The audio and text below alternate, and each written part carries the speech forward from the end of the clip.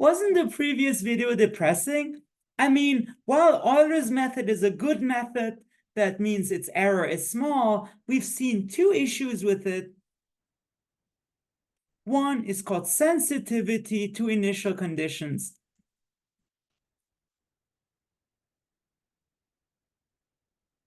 And the other one we've seen, it's an unstable method.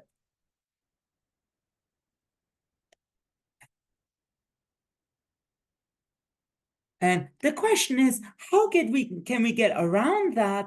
Well, in order to get around that, mathematicians sometimes use variations of Euler's method, such as the following three.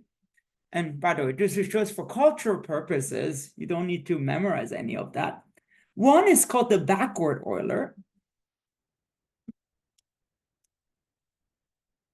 which is very similar to Euler's method, because remember, Euler's method said the future is the present plus the ODE. Here it's the same thing.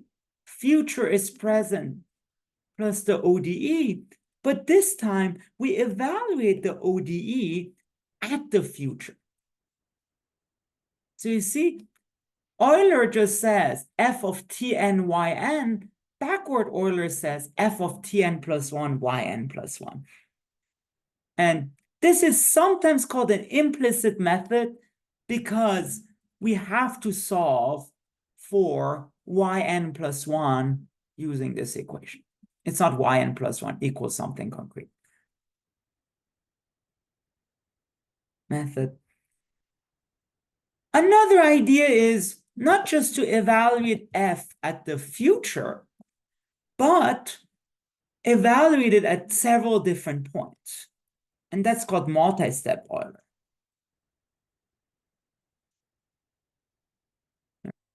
Which again, similar structure. So future is present, but again, we want to evaluate f at several different points. So let's do 3/2 h of the present, but minus h over 2, or minus 1/2 h of the past. So in other words, we evaluate our differential equation at both the present, but also the past with different weights. Which again, kind of goes around all those issues, even though it's more complicated. And last but not least, we can even evaluate f with f inside. You will see what that gives you, and that's called a Runge-Kutta method.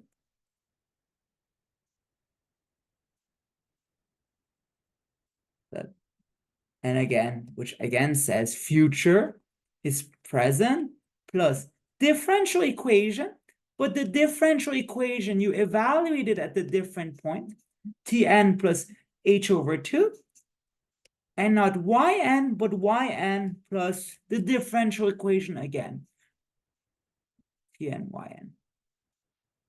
Which makes sense. I mean, doesn't make sense really, but at least it's computable because you evaluate f at parameters that you already know. So again, the idea of Runge-Kutta is to evaluate f at several different points.